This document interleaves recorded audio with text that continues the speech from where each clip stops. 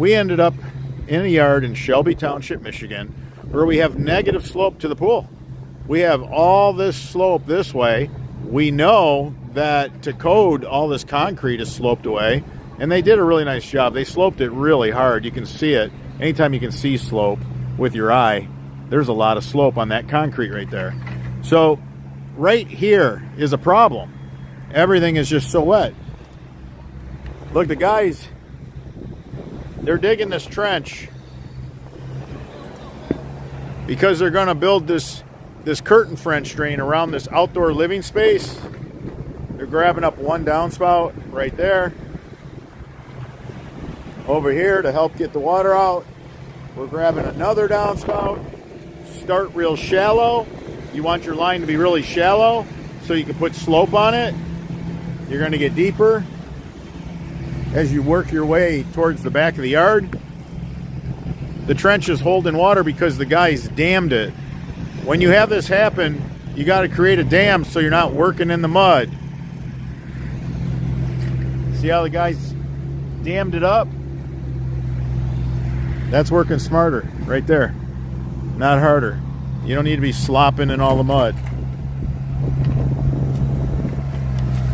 So the guys are digging their way through this hump right here. We got tree roots that we're going to have to address. Got a sprinkler system. We got sprinkler line. The usual.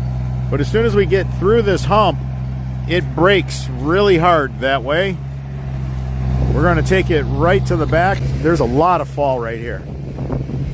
There's crazy fall right to the back. So this is going to be ideal. And then this is just a common area that's swaled. Once the water gets back here, it's doing no harm to any structures. It's out of the outdoor living space. But you can see we have a crazy amount of fall towards the back of this yard. So there was an old system in here. So let's see what they did. Let's try to figure out what went wrong. Well, there's no fabric to speak of. I don't want to pull it out because we just leave them. The homeowners don't want us tearing out the old stuff because it's too invasive. We'll tear up the whole yard. But you can see that pipe. It was put on some pea stone. They dug a trench, they put some pea stone in there, they set the pipe on. You know, now that's not terrible. There's nothing wrong with that. I'm okay with all of it, to be honest with you, but where's the rest of the stone? There ain't no pea stone above the pipe. It's just all dirt, and there's no soil separator. So all the dirt migrates into the pea stone, rendering the system useless. If this French drain system worked, we wouldn't be here. And they thought by putting a sock on the pipe that they didn't have to use the non-woven geotextile filter fabric. Like this was going to do something magical for them. When the dirt plugs the pea stone, there's nothing you can do. The water can't make it to the pipe.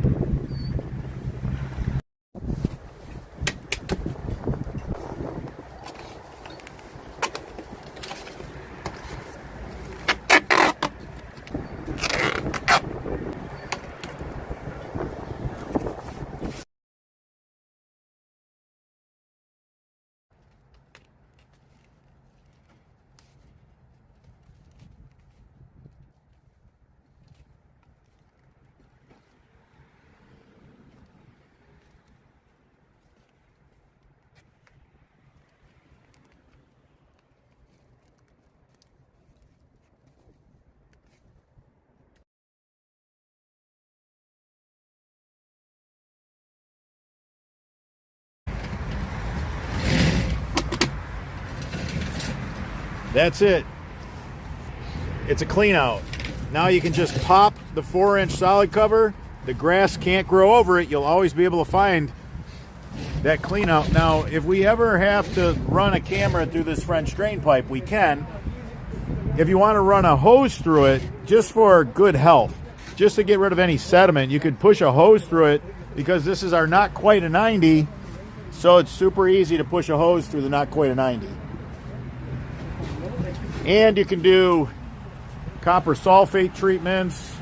There's a lot of benefits to giving yourself a clean out. All right, to show you guys this before it's all covered up. So we have a downspout on our 3-inch plus. We have our 3-inch connection right there. Here we have 4-inch. We're going to go to 4-inch. Once we catch all the shingle gravel and debris, we're just going to start right with the 4-inch pipe. Why not? Less connections if you do it that way. We have our perforated pipe for French drains.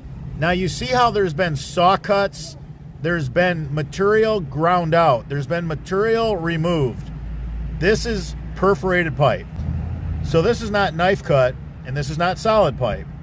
This is saw cut perforated pipe. And that's what you want for a French drain that you're not putting catch basins on. This is going to be a fully contained French drain system. Now we're going to contain all the roof runoff water and all the catch basin water by keeping it on a solid pipe. You can see right here, the guys are taking this 3-inch plus. This is a 2x3 downspout on 3-inch plus. Again, we got 3-inch to 4. So you got the 3 to 4, reducer, increaser. In this case, it's an increaser. It goes from 3-inch to 4-inch. You need a piece of 4-inch pipe to connect those two couplers.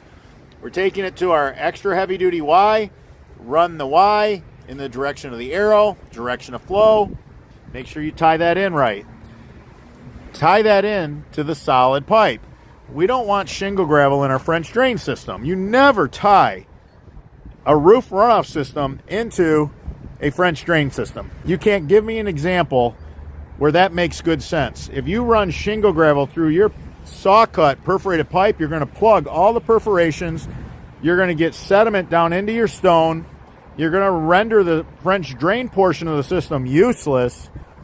If you tie this pipe on the perforated pipe, you just gave your system an expiration date at the time of install.